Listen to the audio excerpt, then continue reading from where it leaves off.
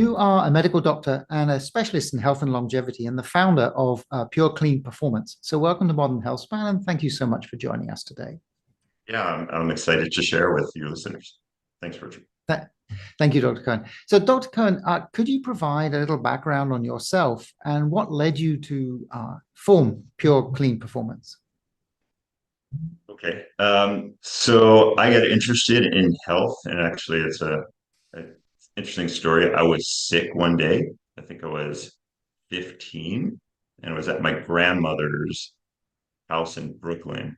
And somewhere in her bookshelf, she had something on the Hunzas and the Hunza population and just how they live their life and just sort of whole variety of different things. So I read about it and I actually ordered this book about it and it just intrigued me and just somehow that, wow, we can actually pay attention to what we do and perhaps live healthfully. Because I was impressed that my grandmother was 90 something and vibrant. She just got remarried at 92 and they went out dancing, so it was like that's cool. Right? Hmm. That's cool. So she just had this vibrancy, and that led me into sort of pursuing health and fitness primarily Hmm. because that was um, I was a hockey player and a baseball player, and my background, I went to Duke in biomedical engineering. So my goal was to do engineering and tie that into sports science. Didn't quite go where I wanted to go. I think it was a bit before my time. I was planning to do an MD PhD. I wound up going to medical school and was going to do preventive medicine and health and public health. And I got an offer to work at a functional medicine clinic in Cambridge where they were going to pay me money as opposed to, we have to work for very little for a couple of years to get a PhD. So I took that and that led me down a functional medicine pathway. Mhm. And I was a functional medicine doctor from about 1990 to 2000. And in Boston at the time, I was sort of like, we were like the doctors of last resort, or the doctors where um, people came to because they didn't know what else to do, or they came to because someone brought them to them, and you had to sort of cajole people to make changes. Did that for about 10 years and got involved in actually testosterone. Had an idea where um, we could create this supplement that would naturally support testosterone. Now, this was before any testosterone was even aware. And so, doing work with Broda Barnes, the Broda Barnes Foundation, and they used to study Jacques Hertog and Terry Hertog out of Belgium, but his father was one of the sort of movements in this hormonal restoration. So I had a deep understanding of that over the years as a clinician, and I saw we have this population of no one's checking hormones. Like it wasn't a thing, as now it's like it's a big thing, but it was before its time. Um, so I said, we need to look at men's testosterone. So we started this. This was my foray into entrepreneurialism.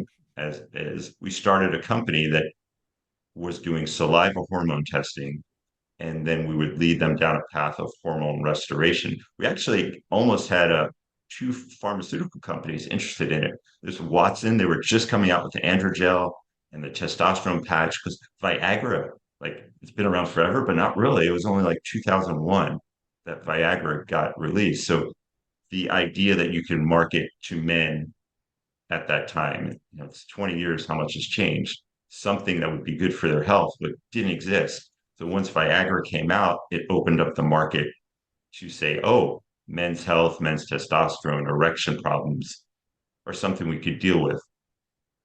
It was a problem then. It's not like a global epidemic as it is now, getting worse. So Hmm. that led me into the entrepreneurial field. And I've had a variety of different companies over the years. We created a few products that really worked on educating people on the problem. It did quite well, so I actually gave up my practice and was just doing more research, and that's where I've been over the past 20 years. Pure Clean Performance sort of started And it's another interesting story. So my wife, we were living in Central Oregon, and my wife is a cyclist, high-end cyclist, mountain biker. My daughter is had that same sort of endurance, speed capability. So she was a track runner. This particular school had two generational runners. Erin was good, my daughter, but these two women, one could have been an Olympic 800 meter. She wound up burning out in college, and another one just was three state champions after a row, but they kept breaking down. They kept getting sick. Like they kept getting injuries. One kept getting stress fractures. And the coach and I got to talk about nutrition a bit. And he goes, I'm just like convinced that they're nutritionally depleted in some particular way. So we put together this little panel that were checking some key markers of health. And this was 2000, I'm trying to think, 2008 or so. So we found that across the board, the team was deficient in some key metabolic markers. They were so it awakened to me you could be physiologically fit. I'm sorry, you could be physically fit, but not physiologically fit. So we Mhm. got them making changes, and they started to do better. Like one of the girls, her thing was she only ate white food, so it was nothing with color. And nutrition was just not an issue. And it was mainly the girls, because the girls were also they had to stay thin, they had to stay lean. And in this school, there were 100 athletes on the team. So other than the top two, like superstars, you had that next tier of runners that they were sort of replaceable. So Mhm. if number four went down, there was number nine could come up. The coach at this school was actually aware of that. He was a really good guy. Some of the high school women's coaches were, it was all about winning. And if number four went down, they didn't really care. They would run them, and they overtrain them. That's a problem in high school. So that's a big issue that we spent a number of years dealing with. And my wife really guided my daughter to not um, over push herself, do too much endurance. So that led to this creation of a company that did home testing for athletes. And um, we could talk a lot about that in and of itself, but that got me into so within that company, we vetted nutritional supplements because we were doing testing omega-3 fatty acids, amino acids, hormone levels, vitamin D, Mhm. bone turnover. This wasn't being done at the time. Again, if this is only 10 years ago or so, 10, 12 years ago, the ability to do home testing it was because of my experience as a functional physician that I knew the labs to work with. So they weren't commercially marketing this like they are now. Everywhere, everyone has a test. It didn't exist, but they were out there. It was just, the common practicality and lack of awareness that you could do this. Like at the time, you needed a doctor's prescription, like LabCorp Quest were not doing. You couldn't just walk in. You couldn't get any time labs or direct labs. Again, only like 10, 12 years ago. So that led to a company who did testing, and it was pretty cool. And I met with the Boston Red Sox, the Arizona Diamondbacks. I went to Nike and ran testing on the NFL Combine. Um, so it's like the Florida Panthers. The guy who was most interested was actually I don't know where he's head coach now, but he was the head trainer for the Vancouver Sounders MLS team. He was open to it because the European teams at the time were testing. They were ahead of the curve. Actually, they were just doing HRV too. They were looking at recovery. So it was at the beginning of the technology, and he was one of the front runners, and I was one of the front runners on the clinician field. So moving forward on that, we vetted out supplements, and here's the challenge, which actually we can talk about later, is people loved the story of testing was interesting to people. And what we found is it was easy for them to test initially and to share that you could be missing things or you don't know what's important. And it's better now, but mostly they just wanted to take stuff. So at the end of the day, they would test. We would guide them. We'd tell them what they should be using or doing. And then they would just keep taking it and never really check in. to Mm. what was most important. So we found foundational nutrients. So it's like as we were just fighting this all the time and not making a lot of money because we were spending our time educating and they weren't retesting. So we flipped the narrative. It's okay, we're going to give foundational nutrients to people and we'll just test them periodically if they want. Um, we had a bunch of people doing this, and like I was finding that even though we were sending the test as part of their protocol, no one was sending the test back. Like we were sending reminders and email, and this is the time you could educate people and have access to them. And literally after a year, there was I think 500 people using the protocol. One person said, "Hey, what happened to our test?"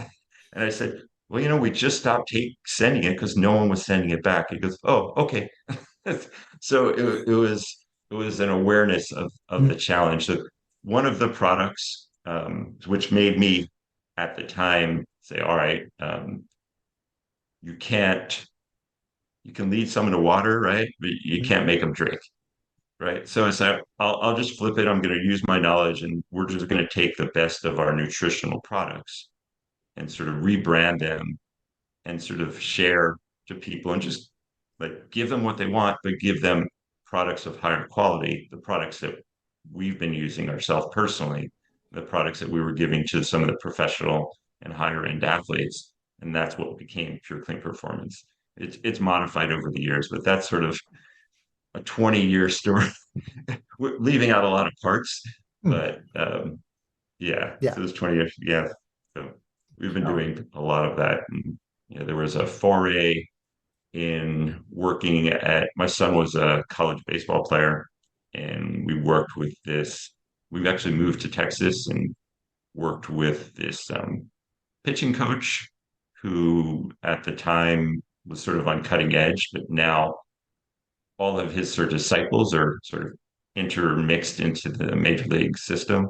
So it was all about function. And it was like we became friends. So he was a forethought. So he realized that pitchers were breaking down due to movement patterns. And if you didn't address these movement patterns, not only did they get injured, but they couldn't link up and to be kinetically strong. But then again, the corollary here, my son, extremely gifted muscular strength wise. Um, he had a severe weakness. Okay. His weakness was the small musculature.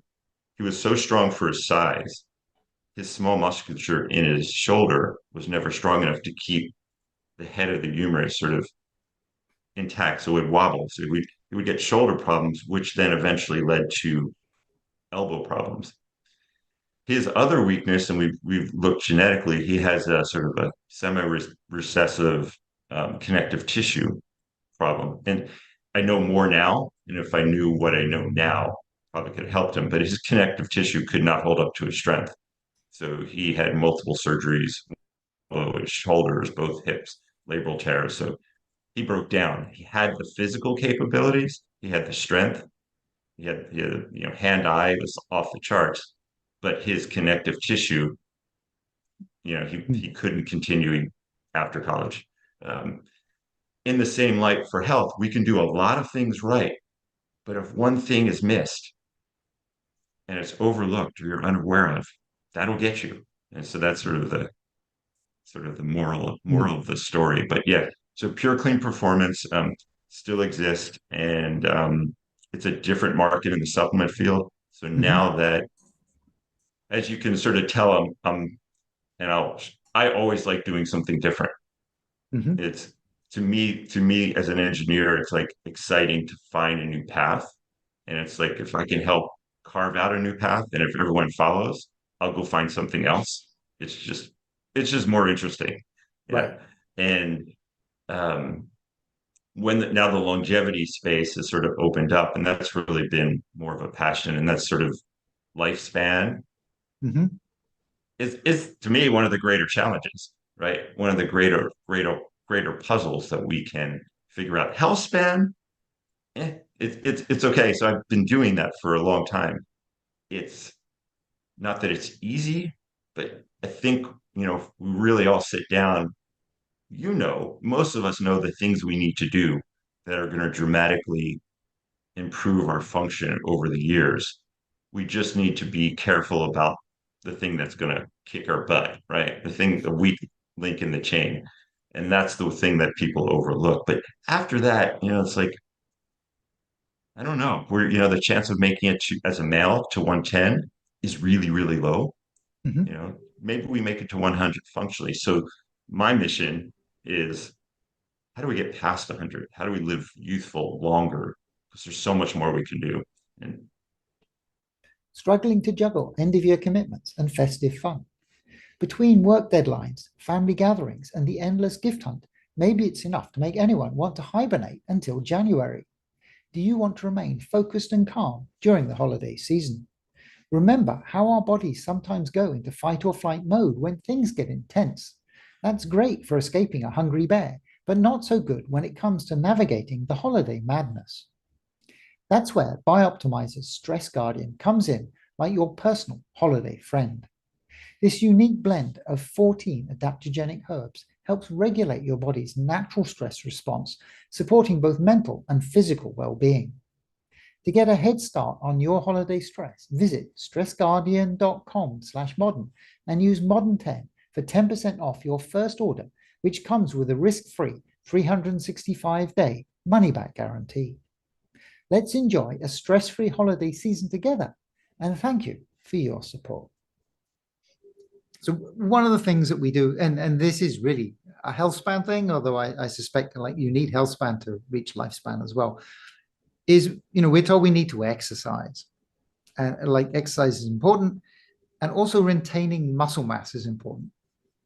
So a couple of questions. So why is retaining muscle mass? Why is muscle mass so important? I think there's three or four, main reasons that we can think about this. Obviously, from the Peter Attia school of thought, there's function, right? If we're not able to function, then we don't enjoy life. So I was just in Martinique and we did canyoneering on this river, which had rocks, and we had to rappel on the walls. It wasn't like full out canyoneering, but it was just hiking and balancing on one leg, and I'm 63 and fit. And so it wasn't very difficult. And I thought this was so much fun, right? It wasn't hard, but it was just like playing as a kid. It's like, I want to be able to do this in 20, 30 years. Like, why should I have to stop? And, looking at some people who are younger and heavier and having trouble, it's like, they're not going to be able to do that. So, one, to be able to do what you want to do. And that's Mhm. that's one of the things that I hear from people all the time. If you don't hold muscle, if you don't hold function, you're going to stop being able to do, whether it's playing the floor with your grandkids, right? Or getting up off the floor, or, in the town where I live, there's all these cyclists and they just love cycling. It's their passion. So they want to keep doing it as long as they can. Um, there's a mindset that I have to stop, but no, I don't think so. Right. I think if we do the right things. So Mm. the other piece to it is muscle is metabolism, right? So muscle, there's a lot of mitochondrial density, so it helps um, energy production for the body, right? So there's and it's a U-shaped curve, but we can. So that's the second piece. The third piece is it's a glucose sink, Mm. right? So the more muscle, you don't necessarily need insulin, but glucose can get stored as glycogen. Mhm. So maybe that extra glucose doesn't become fat storage, or if that extra glucose or the extra energy wastage, maybe we'll talk about that, goes into visceral fat, which is the inflammatory thing we all want to pay attention to. So someone put that away in their mind. Visceral fat, really bad. Muscle, really good. The more muscle, typically the less visceral fat you have. And then fourth, there's actually a piece where we're starting to understand that muscle has signaling capabilities.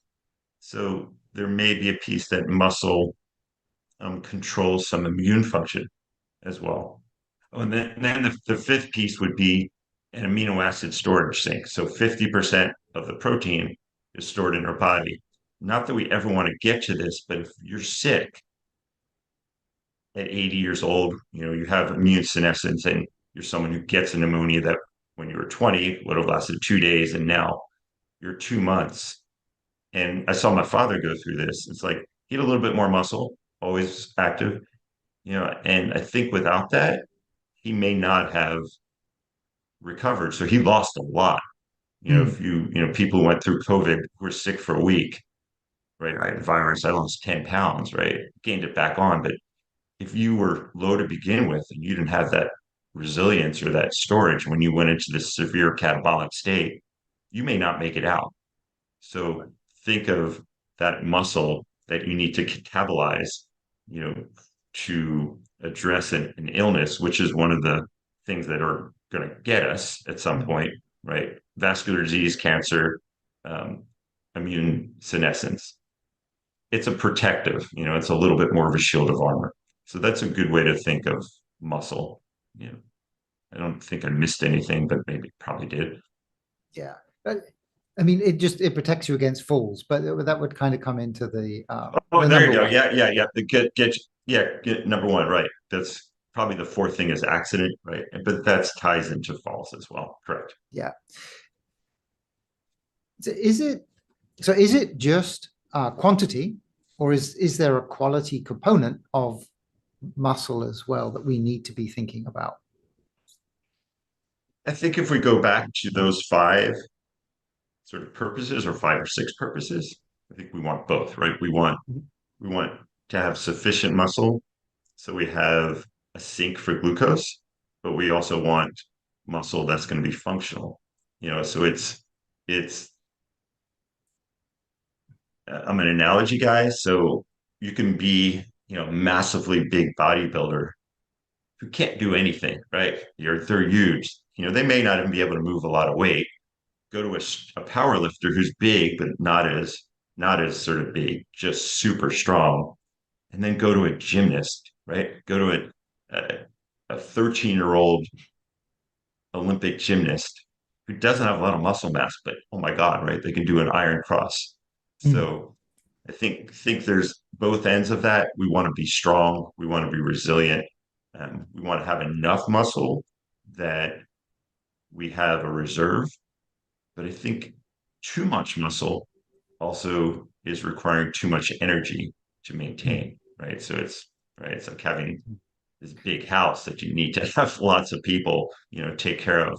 And, from a metabolic point of view, maybe that's not a good thing, right? If you have to continue, if you take the mindset that we have only certain cell turnovers, if we mm, have only certain amount of heme turnover cycles, um, if we have to keep delivering oxygen with iron, which also causes mitochondrial stress. And the more we have to run this engine, um, the more wasted. It's like having a powerful car that maybe you don't floor all the time, right? It's one that you're driving consistently. So both. right. So if we wanted to take a kind of inventory of where we are, how are we going to how are we going to measure?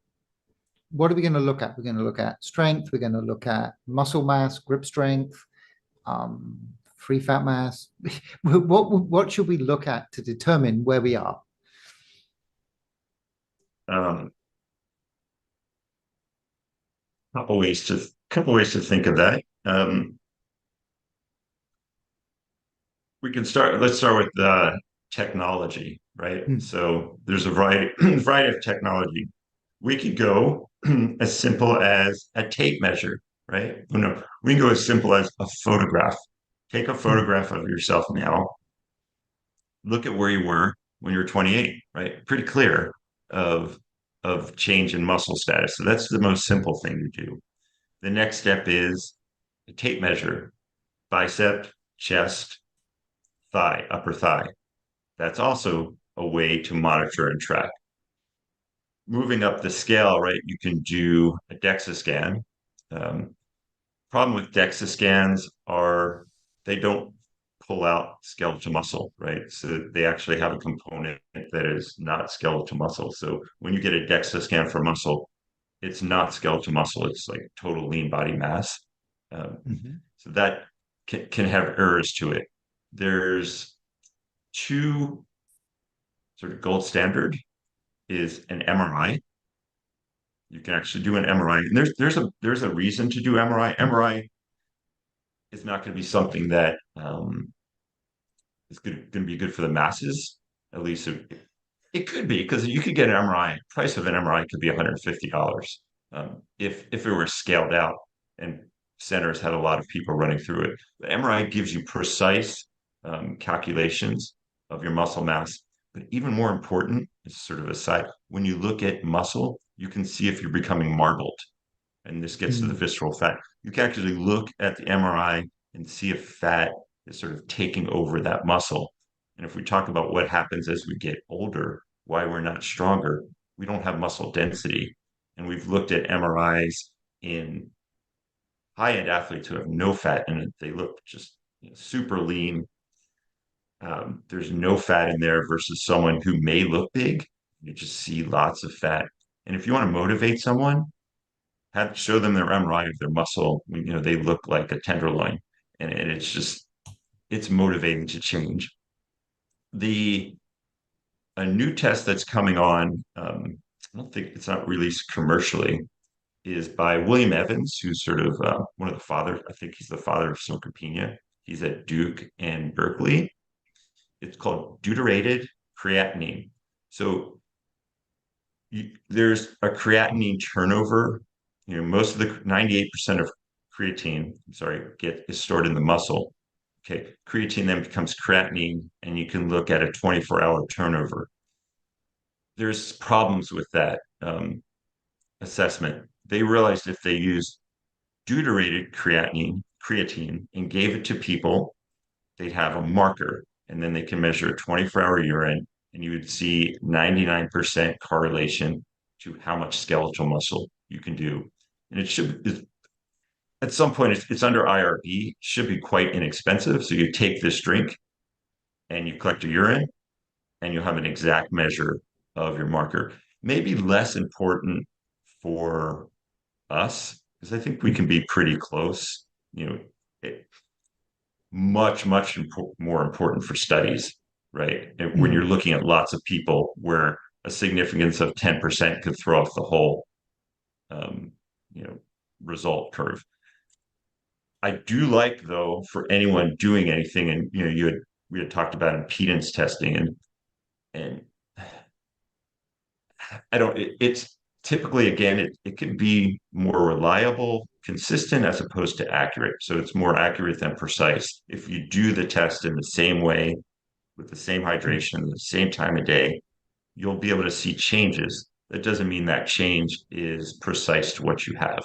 Um, so ideally would be, if I'm working with someone, I coach some people at a higher end, but it's like get an MRI for a bunch of reasons. Let's see where you are and then correlate it to something that you can do at home. And clearly you'll know the difference. So that's from a muscle perspective. From a functional perspective, Sorry, just can we go back? yeah, I had one question in that area. yeah, good. Yeah. So Yeah, when you were talking about DEXA, you said, okay, we got skeletal muscle and we've got other muscle, right? Which is, I that's guess, correct. non-skeletal. Within Uh, the Mhm. yeah, I had not heard of that kind of separation for DEXA, but now, yes, it makes sense. So could you talk about that a little bit more? I mean, like, what's the percentage? Is there any way you can tell? And is it like the skeletal muscle is more important than other muscle? Is that? Within functional parameters, right? It's the skeletal muscle which is going to change. It's the skeletal muscle that we can build upon. There's some other calculations that look at arm and leg appendage, and Hmm. there's some ratios out there. People have looked at this every which way. So, we can go way deep in the weeds into that, or we can say Hmm. what's important.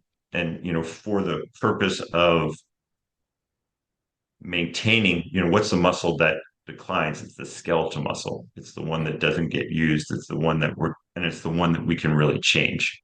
So knowing what skeletal muscle is and tracking it in some reliable way is important, especially if it's of concern. Right. Does that help? Yeah. Okay. And then Okay. DEXA does not catch marbling. Is that basically correct? Yes, it does not. That's correct. It will give us visceral fat, and that's reasonably reliable enough. You can see changes with that. Mm. The best is again the MRI, where you can Right. look at the marbling in the muscle. You can look at the fat, the hepatosteatosis in the liver. Mm. You can look at the visceral fat around the organs. So that's and then you can also topic for another conversation. You can actually assess with a an algorithm of software iron in the liver, Right. and we're trying to work on iron in the spleen because iron in the liver and spleen do not correlate well um, to serum markers directly. So that's a whole nother fascination. If Okay. iron is really high, you'll see it high, but a good MRI, is a powerful tool if you're using all the pieces and looking at what's most important. Most of the MRIs now, they're looking more for cancer, which is Mm. good, where you're doing a full body MRI, but we really want to look for function and for these pieces. And I'll bring this up, like to me, it's mitochondrial function. Mitochondrial function. It's the most important thing that we need to Mm. optimize. What are signs of good mitochondrial function? Good mass, low visceral fat, no iron in the liver, no hepatosteatosis. If you have those things on a picture of MRI, that's a strong sign that everything's going right for you. Interesting. Okay. Sorry, I interrupted Yeah. you. Function. Yeah, no. Function. Um, function is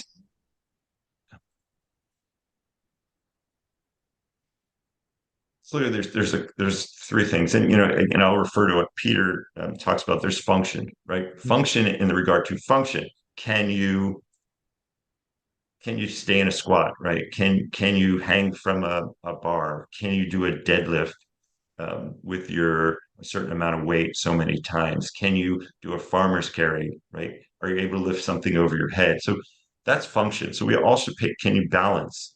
So when people think of muscle, I'm going to go to the gym and lift a certain amount of weight and redo it. But if you don't move, that's not going to stop you from a fall, right? So we Mm. go back to what we said before, the gymnast versus the bodybuilder who is huge can lift a lot of weight, or even the power lifter, but they probably can't bend to touch their toes, right? Mm. Um, so we need to have a blend of that.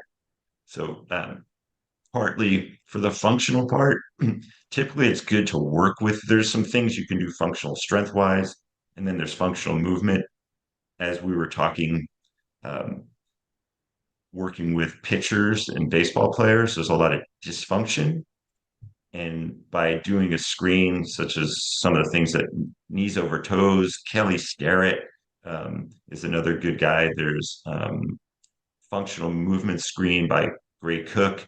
So knowing if you're flexible, knowing how you move, and then if you're not, find someone to help you do that. Because Mm. if it's about health span, and if it's about being able to walk on those rocks on the stream, if I had some dysfunction. I had a problem last year and my calf tightened up. I won't talk about it, but it's like I couldn't really walk for 4 or 5 months. I couldn't have done Right. that. And what if that maintained? It's like I couldn't do anything I want to do. I'm going to Mm. lose my muscle, I'm going to lose function, I'm going to lose my health. Mhm. So it not only stops you what you want to do, but it's the fork in the balloon that's going to destroy your health. And you see that a lot. So do not overlook function because that drives people to decline in all ways.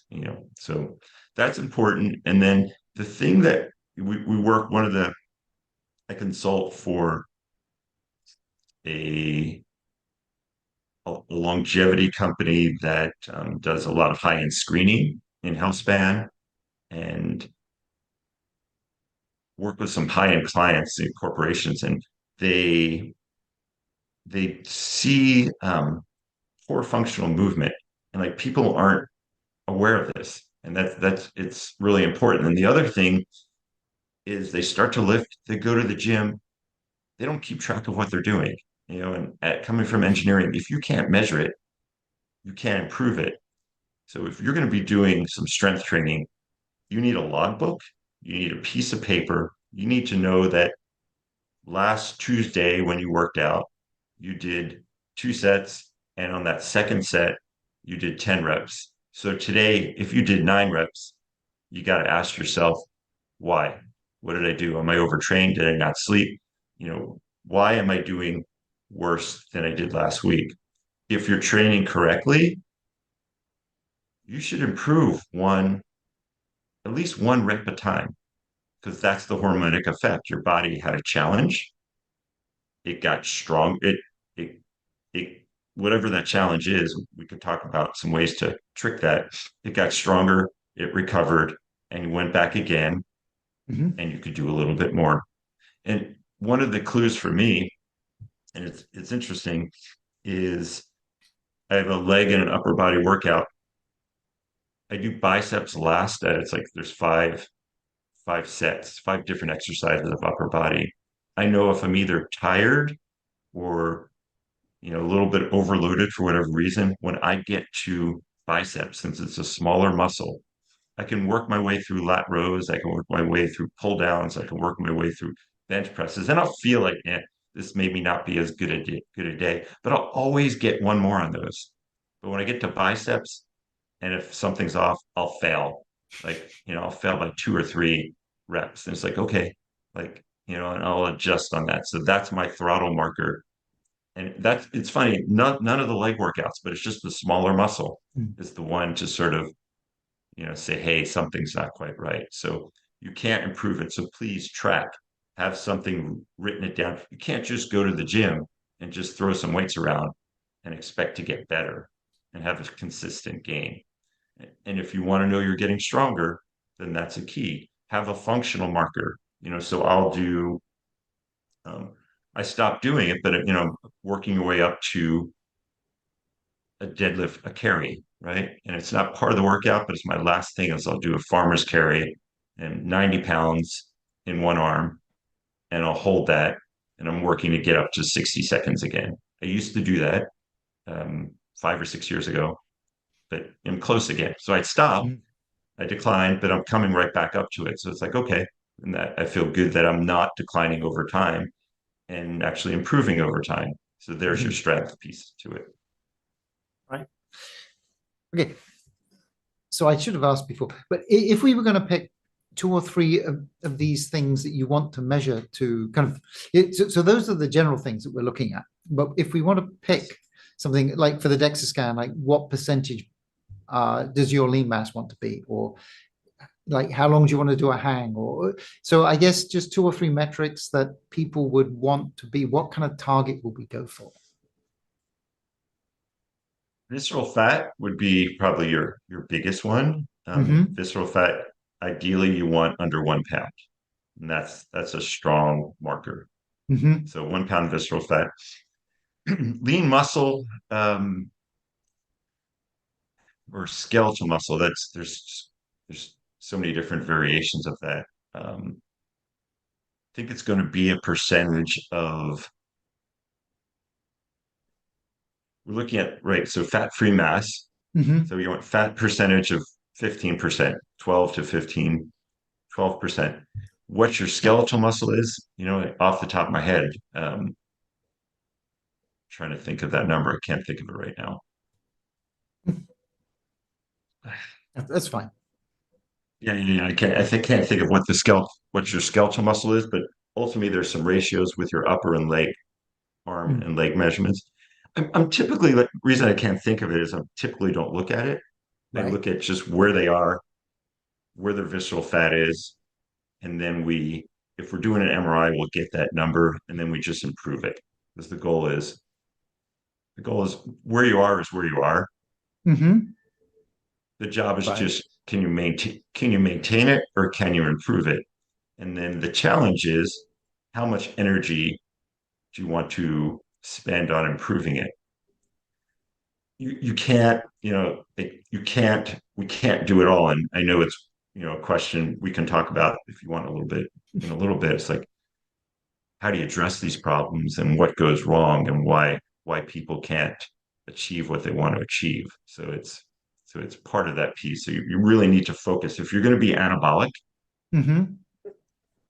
as you get older, it requires a singular focus to achieve that.